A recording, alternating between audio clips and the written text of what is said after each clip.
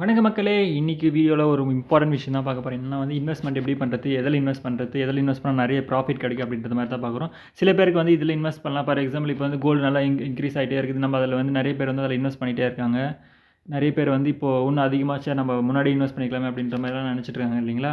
அதே மாதிரி சிலருக்கு பயமும் இருக்குது. எப்படி அந்த கோல்டு திடீர்னு இப்போ நல்லா ஹையில் போயிருக்கு இல்லைங்களா, 1 lakh கிராஸ் பண்ணி போயிடுச்சு. திடீர்னு டவுன் ஆகிடுச்சுன்னா நம்மளோட இன்வெஸ்ட்மெண்ட்லாம் போயிடுமா அப்படின்ற மாதிரிலாம் நிறைய பயம் இருக்குது.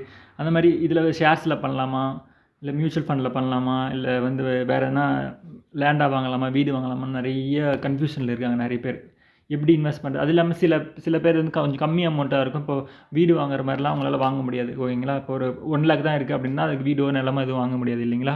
அந்த மாதிரி இருக்கவங்களாம் எப்படி இன்வெஸ்ட் பண்ணலாம் அப்படின்றது மாதிரி தான் டீட்டெயிலாக பார்க்க போகிறோம்.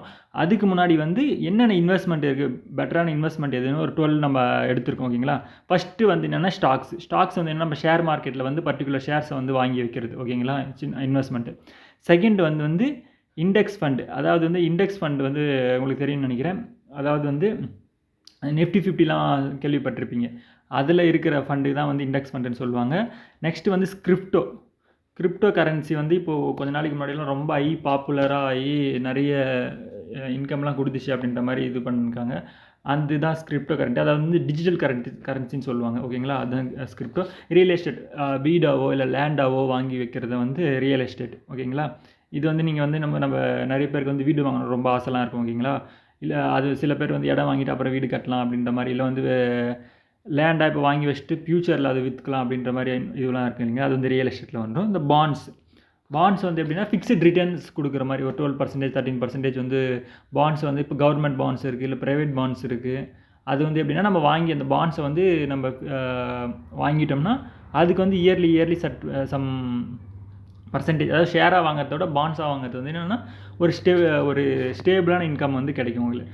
அடுத்து கோல்டு. உங்களுக்கு எல்லாமே தெரியும், கோல்டு காயின்ஸாகவும் சில பேர் வாங்கி வச்சுருக்காங்க, சில பேர் ஜுவல்ஸாகவும் வாங்கி வச்சுருக்காங்க, சில பேர்ஸ் மியூச்சுவல் ஃபண்ட்ஸ் மாதிரியான இன்வெஸ்ட்மெண்ட்லாம் போட்டு கோல்ட்ஸ் இப்போ இது பண்ணிடுவாங்க. என்எஃப்டிஎஸ் என்னென்னா இதுவும் ஒரு டிஜிட்டல் மாதிரியான ஒரு டிஜிட்டல் ரிலேட்டடான ஒரு டிஜிட்டல். எப்படின்னா இப்போ ஃபார் எக்ஸாம்பிள் என்னென்னா ஒரு இப்போ மியூசிக் அந்த மாதிரிலாம் இருக்குல்ல. இப்போ எப்படி சொல்கிறது உங்களுக்கு, பேட்டன்ஸ் அப்படின்னு சொல்லுவாங்க. அந்த பேட்டன்ஸ் மாதிரிலாம் மியூசிக் அந்த மாதிரிலாம் வாங்கி வச்சுக்கிறது. அது என்னென்னா ஃப்யூச்சரில் இதுவாகும் அப்படின்ற மாதிரி. அந்த இது நிறைய பேர் இதை பண்ண மாட்டாங்க. இது ஒரு சில பேர் இதை பண்ணுவாங்க ஆனால் நீங்கள் தெரிஞ்சு வச்சுக்கோங்க ஓகேங்களா. Next silver. கோல்டு மாதிரி சில்வர் நல்ல ஹை பொசிஷனில் இப்போதைக்கு போயிட்டுருக்கு ஓகேங்களா. அதே மாதிரி நல்ல ரேட்டு.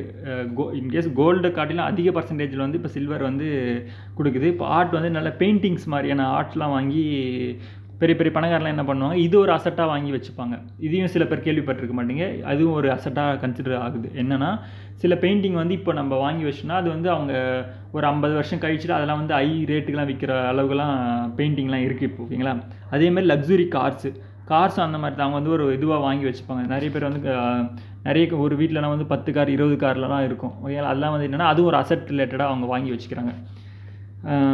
நெக்ஸ்ட் என்னென்னா ஸ்டார்ட் அப்பில் இன்வெஸ்ட் பண்ணுறது. சின்ன சின்ன கம்பெனிஸ் ஸ்டார்ட் அப்பாக இப்போ ரெடி ஆகல. இப்போ நல்ல கம்பெனிலாம் ஒரு சில கம்பெனிஸ்லாம் ஸ்டார்ட் அப் ஆகி நல்ல அப்படின்னு பார்த்தா கூகுளுமே ஃபஸ்ட்டு ஒரு ஸ்டார்ட் அப்பாக தான் உருவாச்சு. இப்போ வேர்ல்டுலேயே எவ்வளோ பெரிய கம்பெனின்னு தெரியும் உங்களுக்கு கூகுள். அதே மாதிரி தான் அமேசான், ஃப்ளிப்கார்ட் எல்லாமே ஒரு ஸ்டார்ட் அப்பாக தான் இதுவாச்சு. அந்த மாதிரி ஒரு சின்ன ஸ்டார்ட் அப்பில் இன்வெஸ்ட் பண்ணுறது தான் இது ஓகேங்களா.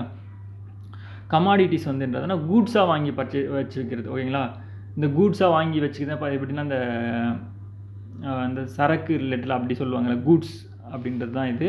இதை வாங்கி வச்சுட்டு கம்மி ரேட்டுக்கு வாங்கிட்டு அதிக ரேட்டு வந்தவொடனே அதை விற்கிறது அப்படின்ற மாதிரி சில பிஸ்னஸ் மாதிரி பண்ணிகிட்டு இருப்பாங்க. இது ஒரு இன்வெஸ்ட்மெண்ட்டாக கன்சிடர் பண்ணுறாங்க.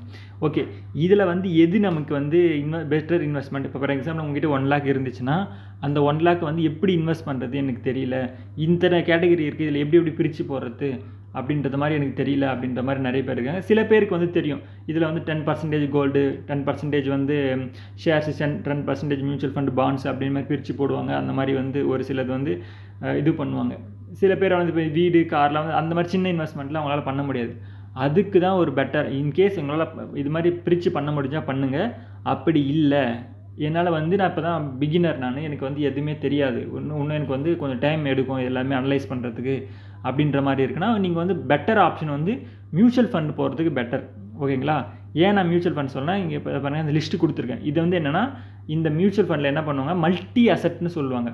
இப்போ நம்ம பார்த்தோம் இல்லைங்களா, இந்த எல்லா அசெட்டும் வந்து அவங்க என்ன பண்ணுவாங்க, நம்ம கிட்ட இருக்கிற அமௌண்ட்டை வாங்கி அந்த எல்லா அசெட்லேயும் அவங்க வந்து இன்வெஸ்ட் பண்ணிவிடுவாங்க. ஓகேங்களா, நம்ம சொன்னோம் இல்லைங்களா, அதில் எல்லா அசெட்லையும் இன்வெஸ்ட் பண்ணுவாங்க. அதனால நம்மளுக்கு என்ன பெனிஃபிட் அப்படின்ற மாதிரினா, இப்போ இன்கேஸ் வந்து இனி கோல்டு ரேட் ஹையில் போயிருக்கு. ஓகேங்களா, திடீர்னு குறைஞ்சிடுச்சு, நம்ம கோல்டில் இன்வெஸ்ட் பண்ணிட்டோம் அப்படின்ற மாதிரினா திடீர்னு குறைஞ்சிச்சுன்னா நமக்கு லாஸ் ஆகிடும். ஆனால் இவங்க என்ன பண்ணுவாங்க, எல்லா அசெட்லையும் இன்வெஸ்ட் பண்ணுவாங்க. ஓகேங்களா, எல்லா அசெட்லையுமே ரியல் எஸ்டேட்டில் பண்ணுவாங்க, கோல்டில் பண்ணுவாங்க, இண்டெக்ஸ் ஃபண்டில் பண்ணுவாங்க, ஷேர் மார்க்கெட்டில் பண்ணுவாங்க. எல்லாமே பிரித்து பண்ணுறதால என்ன ஆகுனா, ஒரு செக்டார் வந்து க்ரோ ஆச்சுன்னா ஒரு செக்டார் வந்து டவுன் ஆகும் இல்லைங்களா. அந்த மாதிரி வந்து ஃப்ளக்சுவேஷன் இருந்தால் கூட நம்மளுக்கு வந்து நம்மளுடைய கேபிட்டலுக்கு எந்த ஆகாது, அந்த அட்ஜஸ்ட் ஆகி நல்ல ப்ராஃபிட் கொடுக்குற அளவுக்கு இருக்குது. ஓகேங்களா, அதுதான் வந்து கடந்த காலத்தோட பர்ஃபார்மன்ஸ்.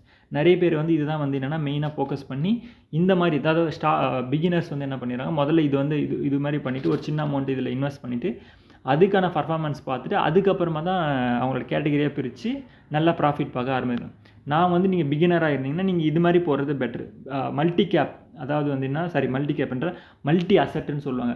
எல்லா அசெட்லையும் பிரித்து இன்வெஸ்ட் பண்ணுறது, அதாவது நம்மளுக்கு தெரியல அப்படின்ற மாதிரினா இது வந்து அவங்களே பண்ணிவிடுவாங்க. நீங்கள் வந்து என்னென்னா இந்த லிஸ்ட்டு கொடுத்துருக்கேன் பாருங்கள், இந்த லிஸ்ட்டில் இருக்கிறது எல்லாமே வந்து என்னென்னா ஒரு multi asset category mutual fund தான்.